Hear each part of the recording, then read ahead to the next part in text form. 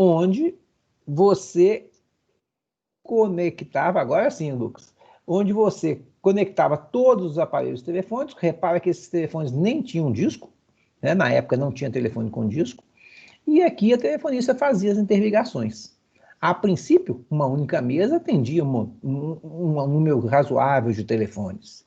À medida que foi expandindo, você passou a ter mesas, uma do lado da outra, cada mesa interligando com a outra mesa. Então você tinha um determinado número de telefones que estavam aqui conectados, uns outros da outra mesa, e aí você começou a ter várias mesas em cascata. Mas essa ideia que parecia a princípio maravilhosa, olha o que levou a o visual das cidades. Isso aqui é uma torre de telecomunicações em Estocolmo de 1887. Olha a quantidade de fio chegando no famoso centro de fios de Estocolmo. Imagina isso aqui. Olha o caos. Olha aqui, ó. Essa torre Professor, em 1800. eu cheguei mais ou menos agora. Isso aí você está falando de comutação por circuito? De comutação telefônica. Ah, tá. Mas essa aí é aquela que você tinha falado nas primeiras aulas, a comutação por circuito? Ou não? Sim, Tem nada a nós vamos falar disso daqui a pouco, é comutação por ver. circuito, exatamente. Você fecha um caminho físico entre a origem e o Aham. destino. Aqui, em 1890, o pessoal deu uma limpeza lá na torre, né? Aquela torre estava uma bagunça, eles foram dar uma arrumada nela aqui, mas continua chegando um tanto de cabos aqui, ó. E lá em 1890, já tinha carro, aqui não é 1890, né? Porque tem carros aqui, até carros mais modernos, aí a torre estava lá só como uma estrutura histórica na cidade. Eu nem sei se isso existe lá ainda hoje. Tentei saber, não consegui saber, não. Olha aqui em Nova York, o que acontecia. Isso aqui eu peguei lá na biblioteca do Congresso americano, né? Aqui, esse aqui é um poste de telefonia que, a princípio, todas as ligações, todos os fios de interconexão teriam que estar passando aqui. Mas a quantidade de fio era absurda. Aí, ó, cruzou para tudo quanto foi lá. Virava uma poluição visual terrível. E mais, imagina tecnicamente se o telefone de alguém apresentasse defeito. Como é que alguém ia conseguir achar qual desses fios é o fio do cara? Né? As soluções simples, rápidas, sem planejamento, geralmente levam a problemas grandes no futuro. Então aqui nós temos as fotos da época que tinha um museu lá no prédio da Telemar, né? A gente tinha essas mesas comutadoras, olha que negocinho bonitinho. A pessoa chegava, tinha aqui os cabos com um pino na ponta, você conectava ele na posição que a pessoa tirava o telefone do gancho. Acendia essa luzinha aqui, ó, indicando que alguém tirou o telefone do gancho. Aí a telefonista conectava, passava uma chave aqui para a posição de falar, conversava com a pessoa e ligava para o destino. Simplesmente era feito dessa forma. Tá? E aí, ó, um tanto de telefonista, uma do lado da outra, trabalhando ao mesmo tempo, plantão de mesa, muita operadora, conexão demorada, qualidade do serviço foi ficando sofrível. Solução para isso? Qual que é a solução para esse tipo de coisa? Ó, hã? Criar uma rede. E tirar a telefonista da história, né? Colocar uma central telefônica automática. Então, a introdução das centrais telefônicas automáticas foi a evolução tecnológica para permitir que não fosse mais possível, não fosse mais necessário a telefonista te atender. Né? Você já faria a descagem direta e a comutação seria feita de forma automática. Então, tem diferentes tipos de central. Começou lá com as centrais eletromecânicas. Nós vamos até contar a historinha desse Stroger aqui, que a história é bem interessante. Depois as centrais semi-eletrônicas e, finalmente, as centrais eletrônicas, que são as centrais que ainda hoje estão em operação. Num futuro, talvez não muito distante, até essas centrais eletrônicas serão substituídas todas por centrais de comutação IP. Então, a nossa telefonia vai deixar de ser analógica para ser uma telefonia por pacotes. Uma telefonia utilizando dados, com todas as vantagens e desvantagens dos sistemas multimídia IP, né? Então tá aqui, eu vou... A SDH já não era por pacote? Mais ou menos, né? Na SDH, a ideia da SDH, a gente não falava pacote, a gente falava em time slot. Não. Isso. Né? Que você pegava e multiplexava no tempo, pegasse pedaços pequenos de dados. Mas lá não tinha esse nome de pacote. Tá? Mas a ideia é mais ou menos a mesma coisa. Certo? Aqui, ó. As centrais tinham comutação manual, passou a ser passo a passo, crossbar, central de programa armazenado, aqui eu já tinha um microcontrolador dentro dela, um controlador, um processador, central de programa armazenado analógica, a digital e os equipamentos óticos. Tá, não sei se nós chegamos nessa parte aqui não, que a previsão é que a gente em 2020 tivesse com a comutação toda ótica. A gente faz isso nas fibras óticas, faz isso nas redes SDH. Você comuta o VC de forma ótica, mas a telefonia está embutida nesse VC, né? Não é a telefonia que está de ótica. A central de passo, ó, você tinha 2 telefones, por exemplo, aqui, né? Esse aqui, essa central funcionava, que você ia lá no Museu do Telefone, né? Essa central funcionava. E aqui você tinha relés que iam se atracando e fechando o circuito físico, fazendo aquilo que o Lucas falou com a gente aí, ó, a comutação por circuitos. Você tinha um circuito físico que ia fechando entre a origem e o destino, de forma a que completasse a chamada. E isso aqui é um bastidor, a gente já viu lá naquela aula de eventos de rede, né? É um bastidor de uma central CPAT, Central Programa Armazenado com comutação temporal. Isso aqui, cada plaquinha dessa tem 16 assinantes, então você imagina a quantidade de assinantes que tem aqui. Apesar de ser eletrônica, ela tem um tipo de relé que a gente chama de read relé, que é um relé eletrônico aqui dentro. Então, se você chegar pertinho, você escuta um tic, tic, tic, tic, tic, uma comutação do relézinho que está aqui dentro. Claro que é um relé eletrônico totalmente diferente desses relés que tinham aqui, né? Completamente diferentes. O comutador podia ser eletromecânico. No começo, ele era o step by step do Stroger. Esse cara aqui era um dono de uma funerária, eu já contei isso para vocês, né? Era o dono de uma funerária e notou que a funerária dele estava indo à falência, porque ninguém ou pouquíssimas pessoas ligavam para ele ou entravam em contato com ele no momento que fosse enterrar alguém.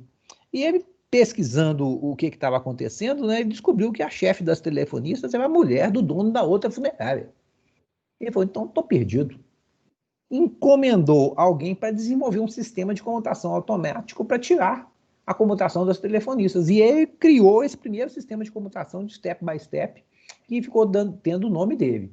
Depois nós criamos a central Crosspoint, a Crossbar foi, que é de barras cruzadas, foi utilizada até o final dos anos do século passado, final do século XX, ainda tinha central Crossbar em operação.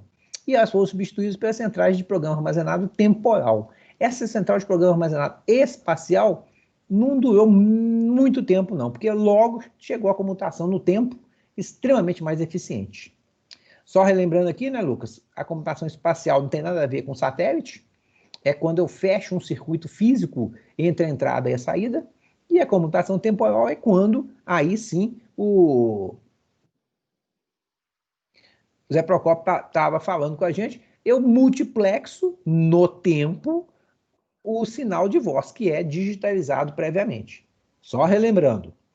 Uai, Daiane não apareceu hoje, não? Tô aqui. Não. Tá aqui. Entrei depois, foi mal. Você sempre entra no comecinho. Então, essa aí é boa, porque a Daiane, outro dia a gente perguntou isso, ela respondeu, a gente digitaliza a voz com qual taxa? Qual que é a taxa de amostragem do canal de voz na telefonia? Os 64? Não, isso aí é que nós vamos chegar nele, calma. Aí, alguém falou aí baixinho no fundo, ó, quem foi? Os 8K, então. 8K. E eu codifico com quantos bits? 8. 8. Tudo 8. Então, 8 com 8 deu quanto a taxa de transmissão de um canal de voz que eu preciso? 64. E isso aí está de acordo com a recomendação G703, hein? Tem outras recomendações e outras taxas, mas na telefonia convencional fixa é essa a taxa, é essa a recomendação que é seguida. Como é que funcionava esse sistema passo a passo? 2 movimentos, elevação e giro. Olha que coisa interessantíssima. É como se fosse uma matriz, onde eu tenho que atingir uma determinada posição que vai ser o caminho para encaminhar minha chamada. Então tinha braços mecânicos que se movimentavam na vertical e na horizontal, escolhendo uma posição de acordo com o número que tivesse sido previamente selecionado. Então é assim, ó. Tá? Você tem esse dispositivo aqui, ó, eletromecânico. Eu fico olhando isso aqui e fico imaginando, né, a quantidade de erro que devia dar. Porque cada vez que você dava um pulso, lá no telefone, lembra que a gente falou na aula passada como é que era feita a descagem? Que ia interrompendo a corrente elétrica na linha. Então, cada vez que era feita a descagem aqui, dava uma posição aqui, ó, ele subia uma posição na vertical. Vinha aí dava aquela pausa interdigital de 200 milissegundos, vinha o segundo dígito. O segundo dígito ia fazer com que este bracinho rodasse aqui dentro, ó, procurando um contato de acordo com o número que foi selecionado. Aqui, ó, esse era o equipamento que existia de verdade, né? Hoje eu tenho dúvidas se a gente conseguiria fazer isso aqui para funcionar. Porque parece que é uma mecânica tão fina, tão delicada, né? Mas... E eu vou mostrar para vocês aqui, tem um link de um vídeo da AT&T, que eles mostram o pessoal da manutenção limpando esses contatos aqui, ó. Porque esses contatos iam oxidando, então ficava um cara com uma lixinha, lixando contato por contato. Lembrando que isso aqui é um único das partes de comutação da central. Tem dezenas, centenas dessas aí dentro da central, né? Entenderam a ideia do elevação e giro? É computação espacial. Comutação espacial. Não tem nenhuma multiplexação no tempo, né? Eu não estou alocando espaço de tempo, eu estou fechando um caminho físico. Aqui, ó, eu até gravei de um museu lá nos Estados Unidos desses equipamentos funcionando, ó.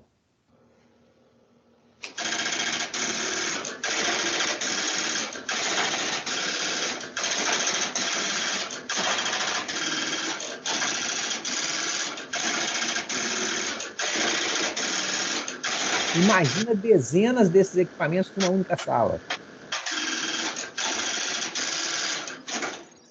O barulho que devia fazer isso. Tá? Isso aqui é só demonstração do funcionamento. Aí eu achei esse filme aqui, ó, do cara fazendo uma ligação telefônica usando esse tipo de comutador. O barulho não gostou, o cachorro não gostou, não? Olha lá, ó. Olha o cara fazendo a ligação telefônica, ó. Olha lá, ele tirou o primeiro seletor aqui, já se posicionou para receber o número. Aí ele discou, ó, vai discando, os seletores vão elevando e girando, ó. Ó.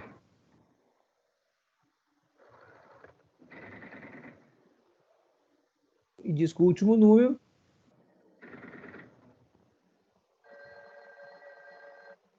Toca lá do outro lado, o cara atende. Sensacional esse vídeo, eu fiquei emocionado. Aí é aqui, ó. Nesse endereço, você vai lá, ele é grandão, porque mostra toda a história desse começo da telefonia. Tá? Era um curso da AT&T para o pessoal que estava se formando lá em telefonia. Eu peguei um pedacinho dele, pus aqui, que eu achei interessante, porque dá a ideia certinha de como que era feita a comutação numa central dessa de passo a passo. Certo? Ô PJ, então cada central dessa era já um número? Não. Aqui nós vamos falar isso daqui a pouco do pré-seletor. Você conectava o telefone num equipamento desse aqui, que estivesse disponível na central, mas que era compartilhado com outros assinantes também. Tá? Você lembra sempre do seguinte, da central até a sua casa é só seu. A partir da central você já compartilha com todo mundo. Então nós vamos mostrar o pré-seletor daqui a pouco. Outra coisa que acontece também é que você não tem um equipamento desse para cada telefone, né? Você tem esse processo aqui de concentração e expansão. Então, por exemplo, 100 telefones são agrupados em apenas 10 equipamentos comutadores. E do outro lado, esses 10 são ligados em outros 100, de forma a otimizar o recurso aqui no meio. Porque já imaginou que tanto, se eu tivesse 1.000, 2.000, 1 milhão de telefones, ia ter 1 milhão de equipamentos daqueles? Não acontece isso. E como é que o cara define quantos equipamentos, quantos sistemas vão existir de transmissão? Estudo de tráfego telefônico. Quanto tempo, em média, dura uma chamada telefônica? E, com base nisso, eles definem um percentual de perdas de chamadas aceitáveis. Todo estudo de tráfego é feito, a gente vai ter uma aula de tráfego, todo estudo de tráfego é feito considerando perdas em algum momento. Parecido com o tráfego de trânsito de automóveis. A gente faz as rodovias, faz as estradas, faz as avenidas e as ruas, mas em algum momento se prevê um congestionamento que vai diminuir ou fazer com que demore mais a passagem dos automóveis ali. Para você selecionar um desses da saída, se criou a ideia do pré-seletor. Então, quando a pessoa tira o telefone do gancho, esse pré-seletor procura entre essas posições, que são 10 posições, ele procura uma posição que está ligada num daqueles equipamentos de comutação. E vai procurar um que está vazio, que não tem ninguém conectado. E achando, ele para nele e aí já aloca aquele equipamento de comutação lá para o seu telefone. Aí o Lucas que gosta, aí está fazendo a comutação espacial, você está fechando o circuito físico, ok? Isso aqui, ó, em 1990, no Rio de Janeiro, ainda era centrais, tinha muita central dessas centrais analógicas, o pré-seletor lá, de acordo com a teoria nossa, isso aqui deveria rodar uma vez e não encontrando nenhum equipamento de comutação vago, ele simplesmente ia mandar um sinal de ocupado. Mas no Rio de Janeiro, a telefonia era tão congestionada, tinha tão poucos recursos, que o pessoal fez o seguinte: você tirava o telefone do gancho e isso aqui ficava rodando, repara que ele tem 3 braços, espaçados 120 graus, rodando até que conseguisse uma linha vaga. Então, às vezes, para você conseguir o tom de descarga no Rio, você ficava assim em torno de 10 a 15 minutos, esperando aparecer a linha vaga. Um caos, né, gente? Inimaginável isso aí. Isso aí foi um dos pontos que favoreceram em muito a ideia de privatizar o sistema telefônico. Todo mundo fala, nosso sistema é muito ruim, porque se tinha essa ideia de Rio de Janeiro, onde está a sede da Rede Globo, e aí se divulgava sempre essas coisas que era péssimo, e era péssimo mesmo, era terrível.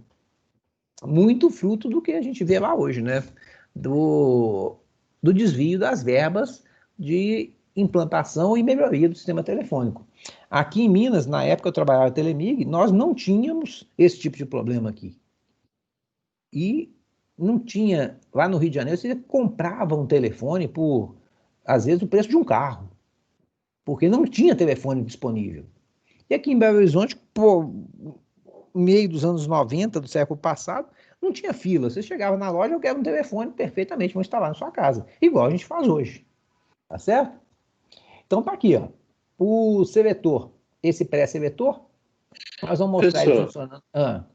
Nessa época, a operadora tinha alguma coisa a ver com as empresas que produziam as máquinas? Ou Não. era separado? Separado, Tipo assim, era tudo. Era licitação. Ah, tá. O As Pedro máquinas, lembrou. tipo assim, os telefones pessoais que as pessoas tinham na casa, tinha algum momento que a operadora telefônica que fazia instalação, não, que produzia esses equipamentos? Não, nunca. Ah, tá. Eram empresas separadas, então Eram sempre empresas foi. separadas. Inclusive aqui em Belo Horizonte, a gente tinha a Batic, que é a empresa do Márcio Lacerda, que foi até prefeito de Belo Horizonte, que era o sonho da gente quando estudava de trabalhar lá, que é uma das maiores empresas produtoras de central telefônica do Brasil. Então, essa empresa. E ela fazia uma central telefônica, uma CPAT, extremamente eficiente, muito boa central. Tá? E participava das licitações, e até hoje tem centrais aí no interior funcionando da central da Batic. Ela deixou de existir quando houve a privatização, as empresas que compraram o sistema Telebrás passaram a comprar os equipamentos de comutação de empresas estrangeiras, de empresas chinesas, tudo mais barato. E acabou o parque tecnológico de telefonia do Brasil. O Pedro lembrou bem aí o negócio das ações. Como é que se fazia para conseguir aumentar a quantidade de telefones disponível? De onde tinha a verba para fazer isso? O governo argumentava sempre que ele não tinha dinheiro para investir em telefonia. Então, o que se fazia? As operadoras lançavam ações na bolsa e o número de ações equivaleria ao custo de uma instalação de um aparelho telefônico. E aí você comprava a ação e ficava aguardando instalar na sua casa. Certo? Então você, às vezes, levava 1 ano, 2 anos para que o telefone chegasse na sua casa. Mas, nesse meio tempo, você tinha as ações da companhia telefônica. Quando houve a privatização, muita gente ganhou muito dinheiro com isso aí, porque as ações subiram absurdamente de um dia para o outro. Depois caiu tudo de novo, né? Voltou ao normal, mas os especuladores ganharam muito dinheiro nessa época da venda do sistema Telebrás. Esse aí, Lucas, é um grande problema nosso e é decisão de governo. Vocês não tinham nem nascido quando o Collor foi eleito presidente do Brasil. Né? Eu gosto de comentar muito essas situações que aconteceram, porque a história se repete. Se a gente não souber o que aconteceu, a gente está condenado a repetir e passar pelos mesmos problemas que já aconteceram. Né? Parece que o pessoal esquece das coisas. Então, o Collor, quando foi eleito, ele foi eleito com um discurso extremamente motivacional e que o Brasil era extremamente atrasado, que os carros daqui eram todos carroças, que os equipamentos todos que existiam aqui eram de péssima qualidade, que não tinha nada bom no Brasil. Então, ele falou, para a gente desenvolver rápido, nós não vamos desenvolver a indústria nacional de tecnologia, nós vamos abrir as importações de equipamentos, para importar equipamentos aqui para o Brasil e desenvolver rapidamente os serviços que são prestados à população. Nessa época, PJ trabalhava numa indústria, lá em Contagem, que era uma fábrica que estava comprando tecnologia de uma empresa francesa, né, para produzir computadores e equipamentos de informática aqui no Brasil. Então, o processo de transferência de tecnologia era extremamente honesto e um negócio muito sério. Consistia em contratar recém-formados, engenheiros recém-formados, para que fossem à França fazer um treinamento e depois viesse para o Brasil com o conhecimento do que ia ser produzido para produzir aqui com qualidade. A ideia é sensacional, cara. Quando eu entrei nessa empresa, eu falei, meu Deus, é o sonho da minha vida. Tá? E aí, o Collor entrou, falou essa frase dele aí, o dono da empresa, inclusive a empresa era do Grupo Algar, lá de Uberlândia, né? E falou, ó, infelizmente, eu não posso lutar contra a maré. Nós vamos importar os equipamentos, não vou mais produzir aqui. E fechou a fábrica. Acabou tudo. Tá? Ô Lucas, é muito além disso aí só. Não é só o que o Brasil produz, é o empresário nacional querer investir em tecnologia.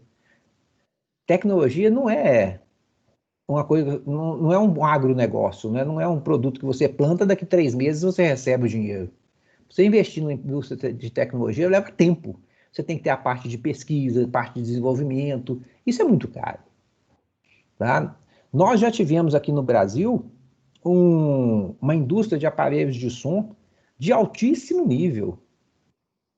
Ninguém comprava aparelho de som que não fosse de indústria nacional.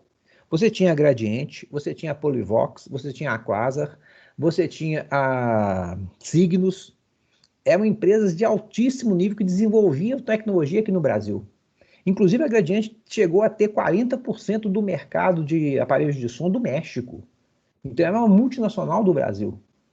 Mas, com essa facilidade de importar a preços baixíssimos, porque as indústrias estrangeiras dos outros países, eles subsidiam a exportação dos equipamentos, retiram os impostos, o equipamento chega muito barato aqui. Né? Então, a Gradiente era top, a Gradiente era maravilhoso. Mas vamos voltar à nossa história aqui, senão a gente perde tempo aqui. Fala aí, Pedro.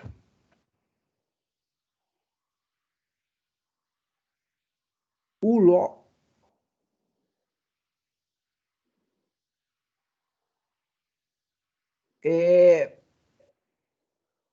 Tinha uma lei que chamava Reserva de Informática, que impedia que se importasse equipamentos e que eles fossem desenvolvidos, e a lei era para que se desenvolvesse aqui no Brasil. Né? Só que os empresários, a maior parte dos empresários, não era sério. Então, eles maquiavam um produto e vendiam aqui no Brasil como se fosse tecnologia desenvolvida aqui. Não era igual dessa empresa que eu cheguei a trabalhar, que a gente estava tendo formação técnica para poder fazer o equipamento com qualidade. O cara pegava um produto, por exemplo, ele pegava um conector RJ45 e mudava a pinagem dele. E chamava que o conector, em vez de ser RJ45, era RT4, uma coisa assim. Mudava o nome e ele só servia para ele. Então aconteceu isso muito. Muito. Aí, isso fez com que a gente tivesse vários equipamentos de vários fabricantes diferentes que não conversavam entre si. Você comprava uma impressora de um determinado fabricante e não conseguia ligar no seu computador, porque o seu computador é de outro fabricante. Umas coisas absurdas que aconteceram. Né? Isso aconteceu realmente. Pode ir? Olha o pré-seletor. O pré-seletor foi baiano aqui, ó. Tá vendo? Aqui tem uma de 10 posições, então você conecta aqui, ó, e ele rodava ali, ó, procurando a posição vaga. Certo? Simplesmente ele fazia isso. Procurava e se achasse a posição vaga. O cara botou uma tensão muito grande aqui, né? Ele rodou muito depressa. Ele não ia tão depressa assim, não. Ele dava uma rodadinha aqui. E procurava um equipamento de comutação vago. Se encontrasse esse equipamento, ele conectava a ele. Então, aqui a ideia é essa aqui, né? Você tem um assinante, procura no pré-seletor um de 10 equipamentos. Esse de 10 vai procurar um seletor de linha. Sim, com certeza. E agora chegou ao disparate de vender um aparelho de telefone celular que não tem carregador, né? Isso eu achei o máximo, assim, da ousadia de uma empresa. Mas tem os seus defensores ferrenhos. Vamos lá. Aqui, ó, um de 10 procura um seletor de linha que vai procurar um de 100. Então, o circuito vai fechando assim, ó. Você vai fechando posições, vai fechando conexões até atingir o destino. E isso é o que a gente chama de comutação por circuito. Você faz um circuito seu, exclusivo, da origem até o destino. Ok? Bora. Então tá aqui a sequência de uma chamada com uma central passo a passo de 1000 linhas. O que acontece? O assinante tira o telefone do gancho, ocupa o relézinho. Na hora que você tira o telefone do gancho, vocês lembram o que acontece? Circula uma corrente elétrica. Tem um relé lá na central que atraca. O relé atracando vai acionar o pré-seletor. E o pré-seletor, se ele encontrar um seletor de grupo ou seletor de linha vago, ele faz o quê? A central envia para o assinante o tom de descarga, fala assim, ó, você está conectado no equipamento de comutação. A partir de agora é com você. Aí o assinante vai procurar, vai discar, tá? Enviou o tom de discar e recebe os dígitos selecionados. O assinante disca a centena, disca a unidade, disca a dezena e disca a unidade. Vai discando até completar a chamada. Nesse momento, quando ele completa a ligação toda aquele trecho do circuito é seu exclusivamente. Qualquer outra pessoa, qualquer outro usuário não consegue utilizar isso. Tá certo? Quando termina, libera todos os circuitos e aquele circuito que é comutado passa a poder ser usado por outra pessoa. Então, o trecho único seu, que é só exclusivo seu, é o que vai do DG até a sua casa. Saiu da central telefônica, dali para frente é tudo compartilhado, é tudo comutado.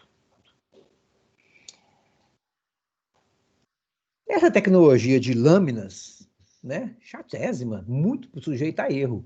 Aí o pessoal pensou, dá vontade. Quando tinha, uma vez você tiver a oportunidade de ir a algum museu de telefonia, na época que a gente começou a dar aula, né, tinha o Museu da Telemig lá na 4001. Então, uma das visitas que a gente fazia no sábado à tarde era ir ao museu. Então, a gente ia lá para poder ver esses equipamentos antigos, e lá tinha uma sala de conversa com os gênios da humanidade. Então, você entrava numa sala, aparecia assim, numa imagem holográfica, uma cabeça do Albert Einstein, uma cabeça do Isaac Newton, então vários desses cientistas do mundo, e aí eles contavam para você algumas coisas tecnológicas. Eu achava sensacional o negócio, muito legal mesmo. Vamos lá, então, aqueles contatos foram substituídos por relés. E ao invés de você ficar subindo o bracinho, deslocando o bracinho, o que você fazia? Você passava a acionar os relés. Então você acionava uma coluna de relés, depois acionava uma linha de relés e chegava na posição fixa lá. Ó. Você ia acionando aqui, ó, e fazia um barulho terrível, porque acionava todos os relés dessa linha, ou todos os relés da coluna, até chegar na posição fixa. Chegou aqui, ó, alocou a posição, fechou o contato. Muito melhor do que bracinho subindo e descendo, né, gente? Não tem comparação. E isso aqui, ó, passou a ter um índice de problemas, um índice de falha, mas imensamente menor. Essa central que trabalha mais ou menos assim, ó, foi substituída logo por uma central chamada crossbar, de barras cruzadas, onde ela tem o quê? Ela tem linhas e colunas, todos dois acionados por relé. Então, fecha uma linha inteira, fecha uma coluna inteira, onde você tem a junção da linha com a coluna, é aquele ponto de comutação que vai ser conectado. Certo? Começou em 1953, gente, e foi até os anos 2000. O início do ano 2000 era ainda, grande parte das centrais, crossbar, não dava defeito. Aqui é só mostrando como é que elas são, né? As barras verticais e horizontais. Aqui, essa foto aqui é que eu tirei em 2006, ali na central da rua Tamórios, aqui em frente à igreja de São José. Já estavam desativadas, mas ainda estavam instaladas lá. O peso disso aqui é uma coisa, assim, absurda. Tá? Eu até tinha um módulo desse lá na PUC. Então, se você quisesse pegar para ver como é que é, eu acho que tem até hoje, estava na minha sala. Um módulo desse, você vê como é que é a estrutura dele. E quando eles desativaram e venderam para o ferro velho, eu fui pedir um para mim, peguei e levei lá para Telemar, levei lá para a PUC, para o pessoal poder relembrar ou ver como é que é o princípio de funcionamento disso. Certo? Uma central telefônica, ela tem duas funções principais. Primeiro, comutar. E segundo, controlar a chamada. Então, a comutação, ela pode ser de seletores crossbar, que não existe mais aqui no Brasil, ou de comutação temporal ou espacial. Atualmente, somente temporal. Então, essas centrais de seletores crossbar e comutação espacial, não temos mais. Tudo é temporal. Então, como é que faz o controle? Bom, primeiro eu tenho a sinalização de entrada, onde está conectado no meu aparelho telefônico do assinante que vai fazer uma ligação. Primeira coisa, você tira o telefone do gancho, a central identifica que você está querendo fazer uma chamada. Então, ele conecta um circuito que depois vai poder fazer a comutação ao seu telefone, te manda o tom de discar. Você vai e envia o número, faz a seleção numérica. Ele recebe essa seleção numérica e registra num dispositivo chamado registrador. Isso aqui, gente, é mais ou menos o que a telefonista fazia, né? A telefonista identificava que o assinante queria falar, conectava ele, recebia o número para o qual ele queria falar, anotava num papelzinho esse número e ia analisar o número. Essa parte de análise já é a parte de processamento, onde vou fazer o quê? Eu vou analisar se esse número que eu acabei de registrar aqui, se ele pertence à minha própria central. Se ele pertencer à minha própria central, eu vou selecionar uma ligação interna e conectar diretamente para o assinante destino. Acaba aí a chamada. Mas pode ser que o número não é da minha central. Ele pode pertencer a uma outra central. Então, ele vai alocar aqui um caminho para a saída da minha central. Isso é feito através dos juntores de saída. Então, ele fala assim, ó, o número não é para cá, eu vou fechar um circuito para a saída da minha central. E começa a procurar qual é a próxima central para a qual eu tenho que conectar esse meu circuito para permitir estabelecer a chamada.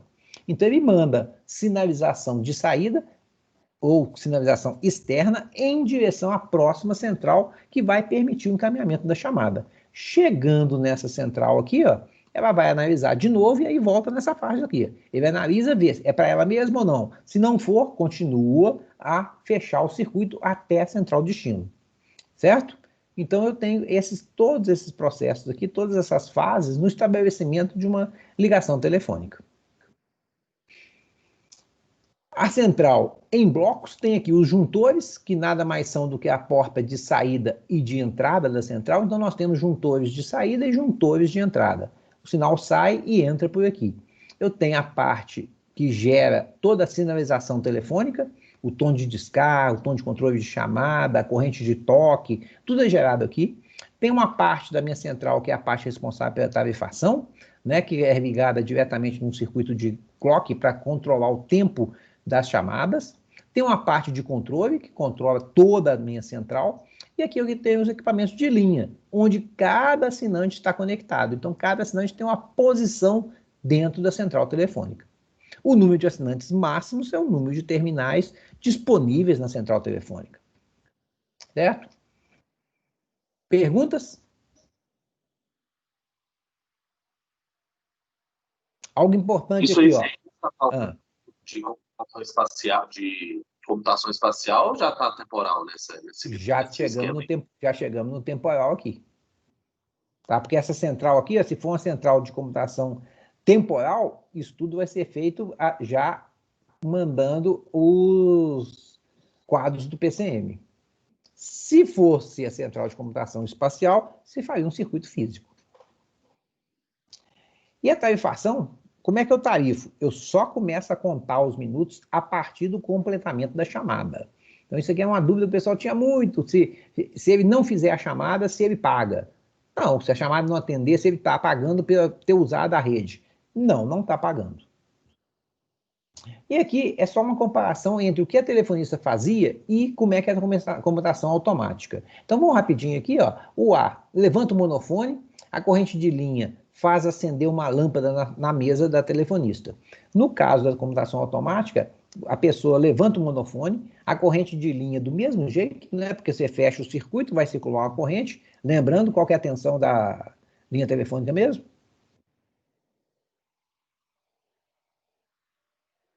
Menos 48. Menos 48. Então, aqui, ó, aciona o equipamento de linha e informa ao marcador que o A quer falar. A telefonista, então, reconhece que o cara quer falar, marca a posição do jack, aqui, ó, por isso que tem o nome de marcador aqui na automática, né? Liga o cordão de atendimento, tem uma chavinha que ela comuta para falar e conversa com o A. Aí vai saber o que o A está querendo fazer. Na central automática, o marcador identifica o equipamento de linha do assinante A e informa a um registrador que envia o tom de descarga. Esse registrador é quem está esperando para receber o número dele. O A informa a telefonista o número de B. O A disca ou tecla o número de B. Mesma coisa, só que aqui pela telefonista.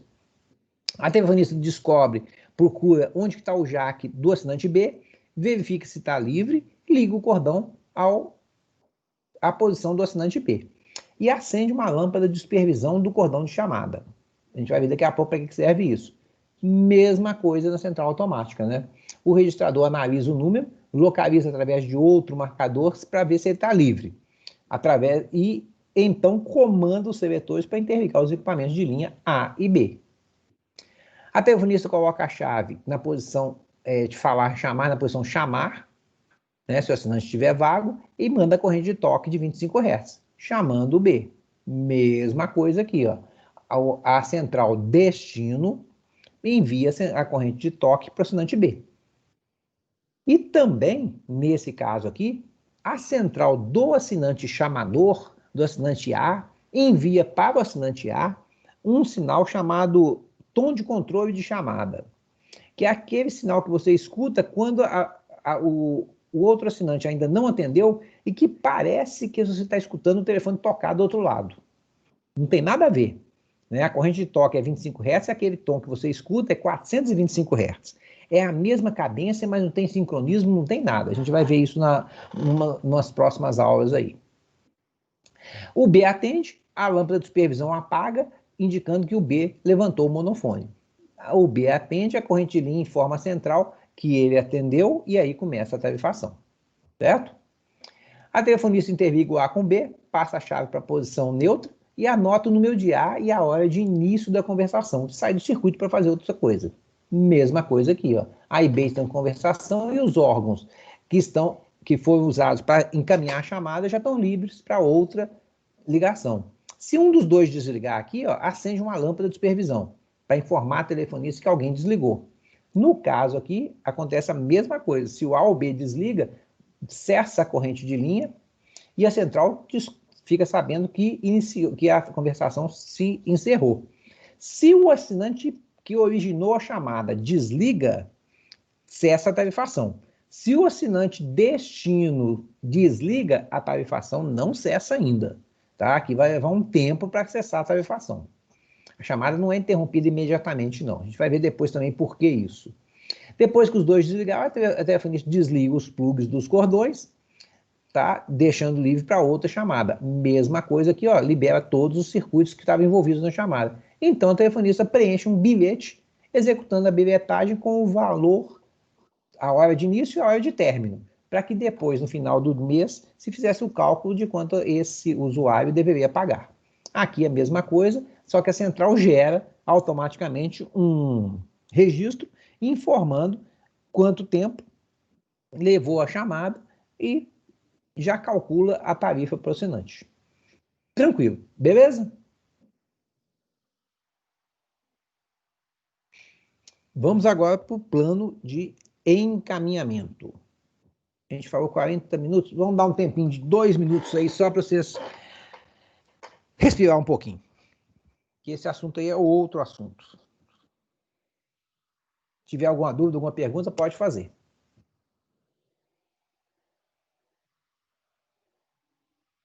Já que o Zé Procopio gostou aí da ligação no fixo, vocês chegaram a fazer o teste que eu comentei com vocês, de gravar uma chamada telefônica multifrequencial e colocar a gravação para o telefone discar sem você apertar nada? Chegava a fazer isso, não?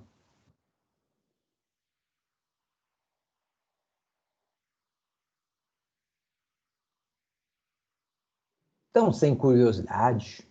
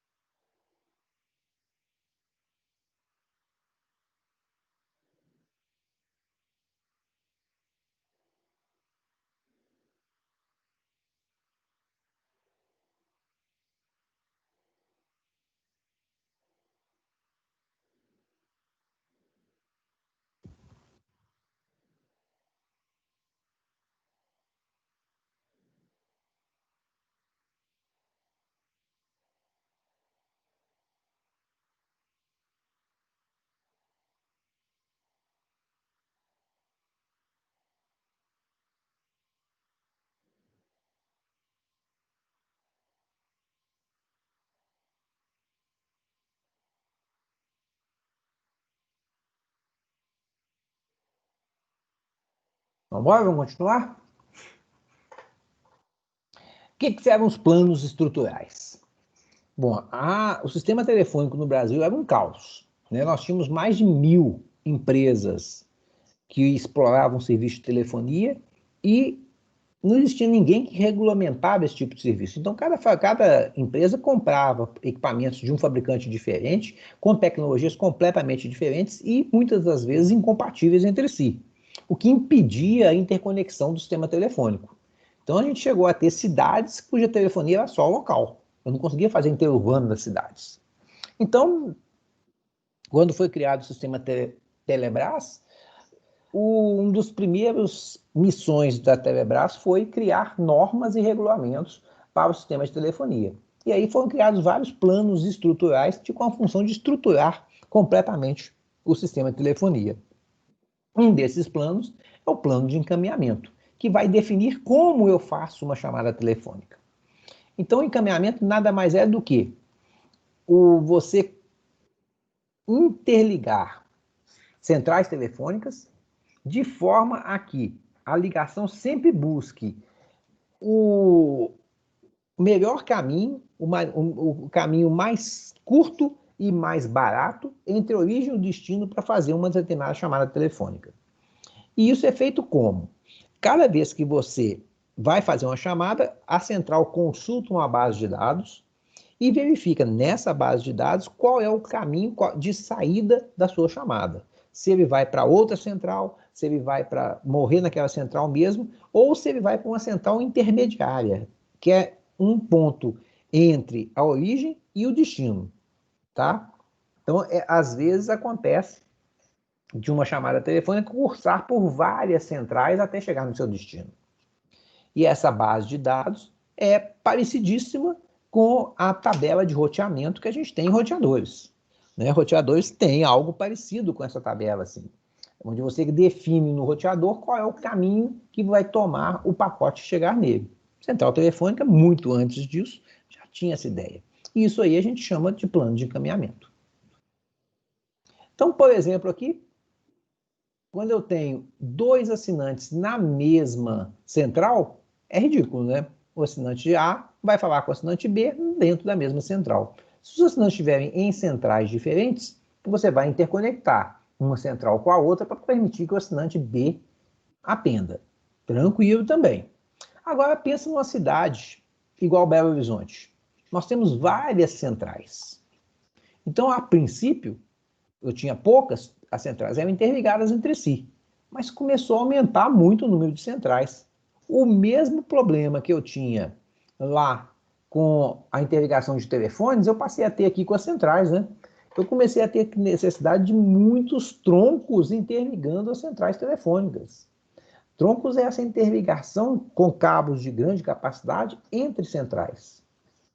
Obviamente, se eu tinha que ligar todas as centrais em todas as outras centrais existentes na cidade, o custo disso ia ficar muito alto. Solução.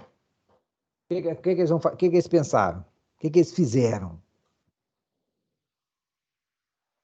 O que vocês acham?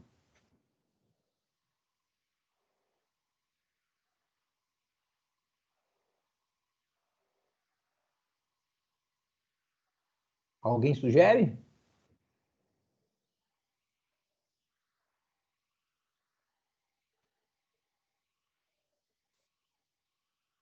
Ao invés de interligar as centrais entre elas, uma central só. Não tem jeito, aí os fios iam todos para ela. Aí o que fez aqui, ó?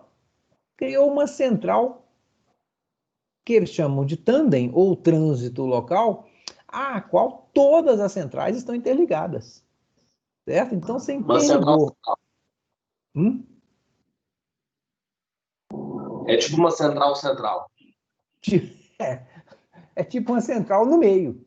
E algumas centrais que têm alto interesse de tráfego continuam ligadas diretamente. Então, não impede de ligar duas centrais entre si. Mas você tem todas ligadas nessa central do meio. Diminui absurdamente o número de cabos interligando centrais. Certo? Então, essa central tandem que foi criada aqui, ó, na nossa estrutura de Belo Horizonte, chama trânsito local. Mas a ideia é a central tandem, que concentra e comuta os troncos. Então, o assinante dessa 3237 quer falar com a 3257, ele vai encaminhar para a tandem e a tandem vai encaminhar para a 3257. O telefone fica pulando. Como que é feita uma chamada local? Tem muito tempo que o pessoal, às vezes, não faz chamada telefônica. Chamada local, simplesmente você vai digitar o número do assinante local, certo? Algo que a gente não faz, eu acho que tem mais de 5 anos, sei lá, nem quanto tempo, que eu não faço uma chamada a cobrar. Isso era tão comum, eu lembro na minha adolescência, isso aqui era o que mais fazia, né? A gente não tinha dinheiro nenhum, saía, ligava para alguém a cobrar. E aí tinha que torcer para a pessoa receber a chamada. Aí o cara falava, ó, fale seu nome e o local de onde está falando. Aí você falava o nome, a pessoa atendia e pagava a sua chamada, certo? Então é 90-90, né? Você faz ligações a cobrar locais. E o número do telefone local também. E quando a gente vai fazer uma chamada interurbana? Como é que funciona a chamada interurbana? Bom, eu vou ter uma central chamada Central Trânsito Interurbana.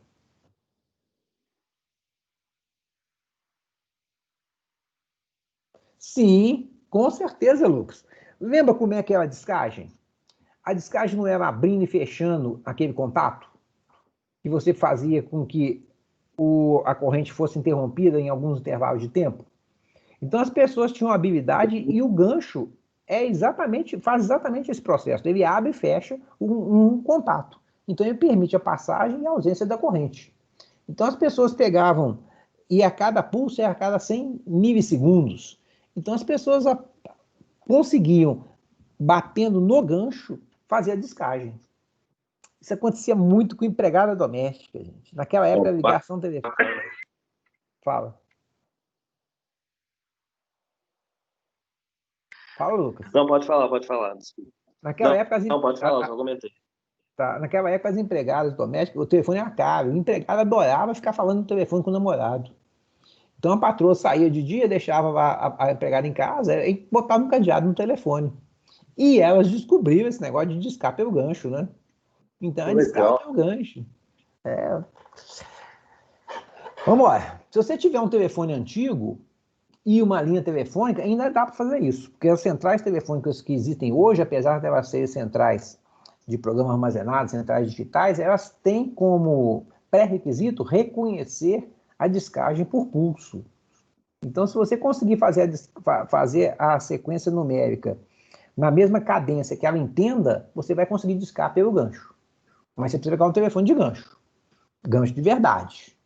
Ô, PJ. Ah. Mas essa como assim? A pessoa já discava já pelo gancho? Mas você não lembra da aula passada como é que era o gancho?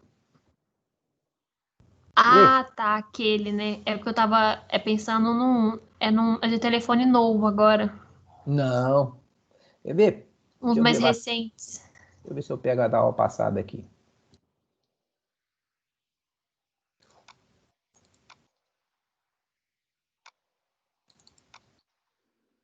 Então, se você tiver aquele telefone que tem disco, com certeza ele vai discar. Vai ser possível fazer com ele. A aula passada estava aqui? Não lembro. Tava. Mas é só aqueles. É de disco? Só aqueles de disco. Ah, tá.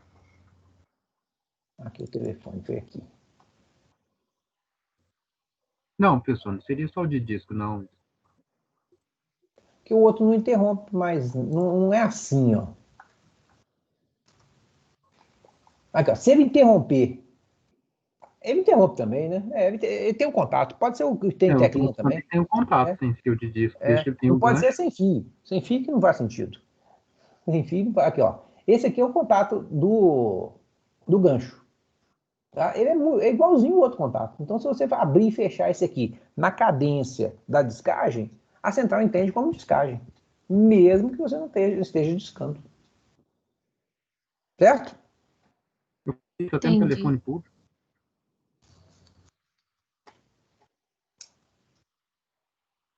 O gancho é duro. Não sei se você vai conseguir com facilidade lá, não. A mais adolescente, né? Fazer, a gente dá um jeito. Na época do telefone público, quando a gente for falar de tarifação, a gente vai comentar sobre o telefone público. Como é que a ficha caía, né? Como é que era feito o processo para cair a ficha. E os alunos da eletrônica na época descobriram que estudaram isso, né? A gente falou para eles, né? Até eu estava estudando na época, e me falaram que a central inverte o pulso e faz com que um relé abra uma portinha e a ficha cai. Aí a gente ficou olhando assim, mas ela inverte o pulso? Então, se esse pulso não chegar no relé, o relé nunca vai abrir a portinha. Aí o que a gente fazia? Aí não pode falar, senão tá gravando, né? Depois que parar de gravar, eu vou comentar com vocês. Vamos lá. Na chamada interurbana, o que acontece? Você tem a trânsito interurbana. Lembrando que não existe trânsito interurbano em todas as cidades. Cidade de pequeno porte não tem trânsito interurbano. A cidade de pequeno porte ela está pendurada numa cidade maior. E a trânsito interurbana está nessa cidade maior. Então, quando você vai fazer uma chamada interurbana, você vai ligar o prefixo, tá? Que vai dizer que a chamada é interurbana.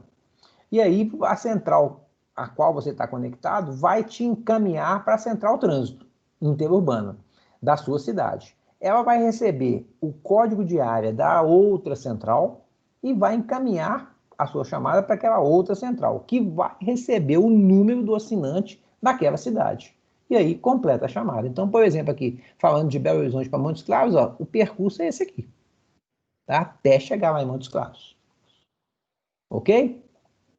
Nesse caso aqui, ó, eu estou fazendo um caminho físico da origem até o destino. Hoje em dia, toda essa parte de interligação de centrais distintas é feita na base de dados, usando as redes SDH que existem. Então, está aqui a sequência de você fazer uma chamada de longa distância nacional. Você disca primeiro o prefixo de longa distância nacional, que é esse 0, depois o código de seleção da prestadora, que é a operadora de telefonia que você quer, depois o código nacional e depois o número do telefone desejado. Muito comum as pessoas, principalmente em Belo Horizonte, inverter o código nacional com o código de seleção de prestadora. E aí a chamada vai para outro lugar, né? Por exemplo, a Embratel é 21, a Oi é 31. E o código nacional nosso é 31. Então a gente tem na cabeça que não tem que ter 31 na chamada. Então o cara inverte esses números aqui e liga para outro lugar. Então ele vai colocar 0, por exemplo, 21, 31 e o número vai cair em Belo Horizonte. Então isso é muito comum de acontecer quando você fazia muita chamada interurbana de telefone fixo. Tá? Essa ideia da código de seleção de prestador é uma coisa, como o pessoal gosta de falar, né, uma jabuticaba do Brasil. É um troço meio sem sentido. Por quê? Porque eu acho que é sem sentido. Porque em outros países esse negócio não existe dessa forma. Você até pode escolher outra operadora para você fazer a sua chamada. Mas, por default, se você não discar nada, vai ser feito pela operadora que você é cliente. Porque é uma coisa óbvia. Né? Se você é cliente de determinado operador, você não precisa selecionar ela para fazer alguma coisa. Ela já é você já é cliente dela. Então, essa aqui é uma modificação que a Anatel está fazendo na telefonia fixa. Retirando essa obrigatoriedade da pessoa selecionar a prestadora se ele não quiser fazer a ligação para o outro operador. Se ele quiser fazer para o operador dele mesmo, vai ser possível sem selecionar a prestadora aqui. Certo? Central local, então, resumidamente, é a central onde estão ligados todos os telefones, as linhas de assinante. Ela realiza a tarifação local. A central tandem pode até ter assinante. Ela serve para interligar as centrais locais. Mas ela não tarifa. Quem tarifa é a central local. E a central trânsito é utilizada para interconexão de centrais locais de uma mesma localidade ou localidades distintas. Elas tarifam por duração da chamada. Então, ela conta o tempo da chamada e te dá o valor da tarifa. Geralmente, ligações interurbanas são, no plano básico de telefonia, né, são mais caras que a ligação local. Hoje em dia, a maior parte das pessoas tem algum pacote de serviços no qual ele pode fazer ligações para onde quiser, ilimitadas, sem ter que ficar preocupado com o valor de tarifa. E a chamada internacional? Bom, a chamada internacional, você está aqui em Belo Horizonte, né? Vai querer falar lá com o Reino Unido. Então, o que você vai fazer? Você vai ser a sua central local, te endereça a Central Trânsito Nacional, que te endereça a Central Trânsito Internacional do Brasil, que vai endereçar a Central Trânsito Internacional do Reino Unido, que conversa com a Trânsito Nacional de lá, que conversa com a central local, que aí sim completa a sua chamada. Então, você tem um percurso inteiro entre as centrais do Brasil e as centrais lá do outro país de destino. Certo? Repara que você tem uma sequência lógica, uma sequência entre a central local, a trânsito nacional, a trânsito internacional. Então, isso aqui é chamado de uma estrutura hierárquica, porque existe uma hierarquia de centrais. Você tem a central local, onde você está conectado. Você não pode conectar diretamente com a trânsito nacional. Você tem que passar pela central local. Para ligar para outro país, como é que a central detecta que você quer fazer uma ligação internacional? Pelo prefixo internacional que você coloca. O famoso 00 no começo da sua chamada.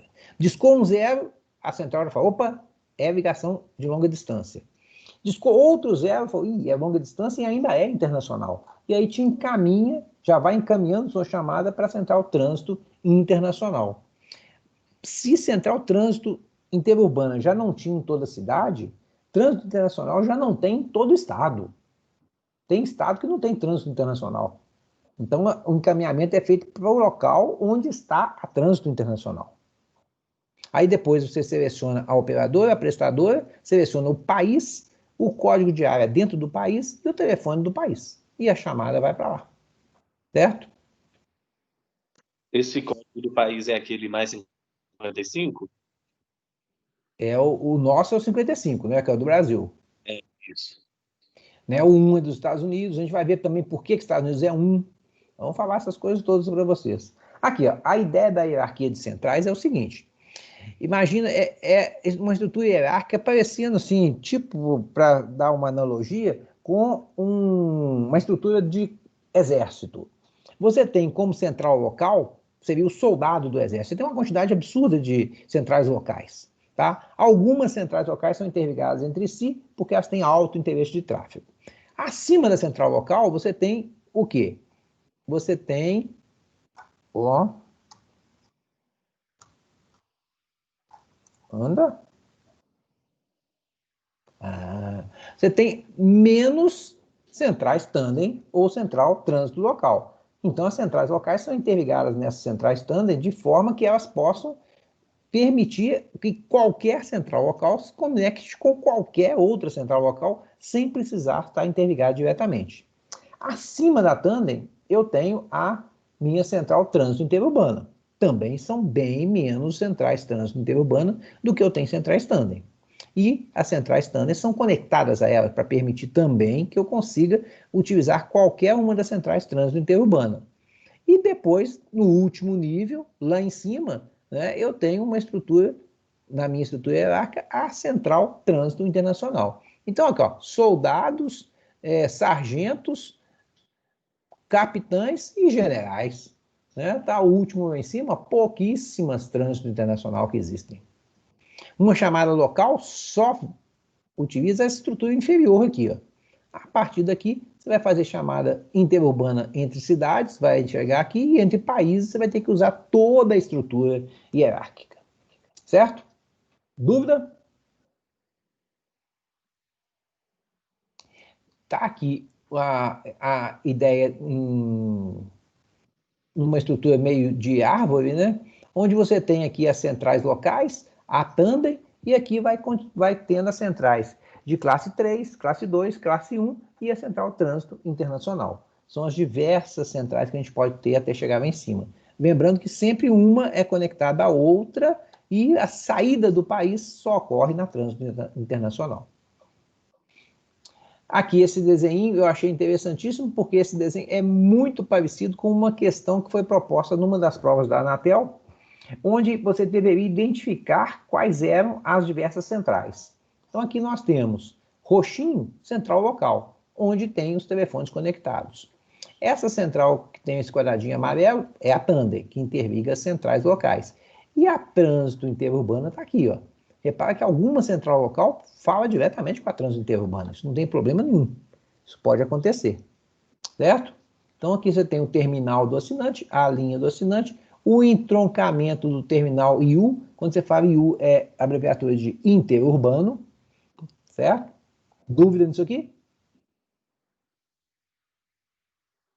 Algo também que ocorre nas rotas que interligam as centrais é que algumas centrais são interligadas por anéis, de tal forma que se romper um trecho da conexão entre duas centrais, a conexão continua podendo ser estabelecida por outra rota alternativa. Então, as centrais de grande porte das cidades maiores são todas interconectadas com estrutura em anéis ou em malhas. E hoje toda essa interligação das centrais é feita através da SDH. Então anda tudo dentro da SDH, tudo naqueles daqueles containers da SDH. Algumas definições: rota final, rota direta e rota alternativa.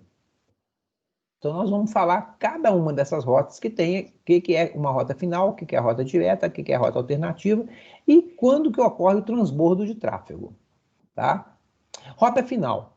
Rota final é simplesmente alguns circuitos que interligam uma central local ou trânsito à central trânsito de classe superior. Então, eu tenho aqui duas centrais interligadas, a central de classe 2 e a central de classe 1, e as centrais de classe 1 interligadas diretamente. Então, se eu interligar duas centrais de mesmo nível de classe 1, é uma rota final. Se eu interligar centrais de níveis diferentes, também é rota final. Já a rota alternativa é uma rota que é ocupada somente se a rota principal ou a rota final estiver ocupada. Então, se essas rotas que estavam definidas anteriormente estiverem ocupadas, nós criamos aqui algumas rotas que são chamadas de rotas alternativas.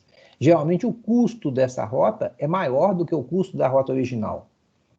Para o cliente, isso é transparente. Para a operadora, ela sabe que essa rota só pode ser utilizada em alguns momentos específicos, algumas ocasiões que sejam estritamente necessários. E rota direta é quando eu interligo duas centrais de comutação sem subordinação hierárquica para que essas centrais se comuniquem diretamente, porque existe um alto interesse de tráfego entre os usuários dessa central da esquerda com os usuários da central da direita. Então, é possível se fazer isso. Então, rota direta é quando eu conecto duas centrais de mesmo nível, sem subordinação hierárquica. Belo Horizonte, como é que é aqui em Belo Horizonte? Bom, em Belo Horizonte nós temos lá embaixo, no nível mais basicão, os LRs e os LIs, certo? Vocês já viram isso. Tem uma pancada de LI na cidade e alguns LRs. Depois eu tenho as famosas centrais-mãe, que são as centrais onde os LIs e os LRs estão conectados. Repare que os LIs e LRs não se conectam entre si. Tá? Eles sempre estão pendurados em alguma central-mãe, que é a central de grande porte. E a central-mãe, aí sim, vai estar conectada na central trânsito interurbana, que vai estar conectada na central trânsito internacional. Aqui eu coloquei um negócio que chama RSU, que é como se fosse uma central-mãe, só que ela não tarifa. A tarifação é feita numa outra central que está interligada a ela. Tá? Nós vamos ver vamos ver isso aqui quando eu mostrar para vocês a situação lá em Ipatinga. Então, as centrais nossas, quase todas são da Siemens, é WSD. A Trânsito Internacional não fica aqui em Belo Horizonte, tá? Vai estar no Rio de Janeiro. E também tem acordo com outros operadores para poder fazer chamadas internacionais. A Trânsito Interurbana que a gente tem aqui tem rota direta com São Paulo, com Brasília, com Curitiba, com outras cidades. Tá? Então, nós temos a central aqui em Belo Horizonte. Central-mãe é aquela central onde você tem um grande número de assinantes conectados, ela comuta e tarifa. Os LIs e LRs não comutam nem tarifam, tá? Eles só permitem que os assinantes sejam conectados a eles, mas eles não comutam nem tarifam. A tarifação e a comutação é feita pelas centrais-mãe. Então, a central aqui a gente já mostrou para vocês, né? Isso aqui é a central EWSD da Siemens, uns armários brancos. A gente já viu isso tudo aqui. Só outro dia que eu comentei com vocês, né? Essa placa na ponta dos bastidores aqui, elas são as placas das fontes. Então, nós temos duas fontes redundantes em cada gavetinha aqui, de forma a que essa gaveta nunca deixe de ser alimentada, porque dificilmente vai ter um problema que afete as duas fontes simultaneamente. Aqui são as centrais de comutação, são as centrais de gerenciamento, os equipamentos de gerenciamento da central telefônica. Esse gerenciamento era feito localmente, mas com o passar do tempo, as consoles locais foram desativadas e todo o controle das centrais passou a ser feito naquele local que eu comentei com vocês, que é o Centro de Gerência de Rede. Então, o gerenciamento das centrais telefônicas todas é feito através de um central de gerenciamento que nem sempre fica na mesma cidade, pode até ficar em localidades distintas. O RSU é Remote Switching, ele leva os grupos de linha tronco da central mãe até alguns pontos remotos, tá? Ele faz a computação e a tarifação, mas ele não guarda os dados da tarifação. Esses dados da tarifação têm que ser enviados lá para a central-mãe, que vai armazenar e vai emitir os bilhetes de tarifação. Pode ter LI e LR conectado nisso aqui. Então, ele é quase uma central-mãe. Só não é central-mãe porque ele não armazena os dados de tarifação. LR a gente já sabe o que é, né? São alguns prédios onde tem alguns equipamentos da central conectados lá, ele não comuta, né? Ele só vai comutar se tiver uma determinada placa específica, eu nunca vi essa placa instalada, então nenhum LR que a gente tinha aqui comutava, e os LIs muito menos, né? Ele não realiza comutação e nem tarifação. Os LIs nós já sabemos o que é, né? Nós já vimos isso aqui, já mostrei para vocês. Isso aqui é uma rede telefônica antiga, né, que ainda tem, se você for no interior, você ainda vai encontrar alguns postes de telefonia com fios conectados, e esse aqui é interessante porque ele tem aqui embaixo um cabo de pares que substituiu essa quantidade de fios todos que estava aqui em cima, certo? E aqui é a topologia lá de Ipatinga. Deixa eu ver se chegou. Ipatinga é uma central-mãe de grande porte, tá? Que tem 4.528 terminais nessa central aqui, e ela tá conectada ao RSU de Timóteo, acho que aqui é Timóteo. Timóteo vai pertinho de Patinga, não é? E ela também está conectada com o Coronel Fabriciano. Em Coronel Fabriciano eu tenho um RSU, em Timóteo eu tenho outro RSU, e em Patinga eu tenho também LIs. Então tem vários LIs e LRs conectados à minha central-mãe. Então isso aqui é uma estrutura de uma rede telefônica numa localidade onde eu tenho uma central-mãe de grande porte, RSUs nas cidades próximas. Lembrando que a trânsito interurbana fica em Ipatinga, tá? O RSU comunica com Ipatinga, e Ipatinga que vai falar com Belo Horizonte. Então a trânsito interurbana está aqui. Essas Coronel Fabriciano e Timóteo não tem central trânsito interurbana. Então, em Ipatinga eu tenho aqui LR conectado, nos LRs eu tenho LIs conectados, tá? O RSU também tem um monte de LI conectado nele, ó. Então tem vários LIs espalhados pelas cidades que estão ao redor de Ipatinga. Entendeu a ideia a estrutura de uma rede telefônica numa cidade? Ou numa determinada região? Tranquilo? Acabamos. Vamos lá no Canvas ver o exercício de hoje. Pessoal, isso tudo que você passou já só para comunicação por telefone, né? Comunicação Só. de dados é outra infraestrutura. Completamente diferente. Entendi. Aí você vai ter a estrutura de roteadores, roteador de borda, roteador de core, e é outra coisa.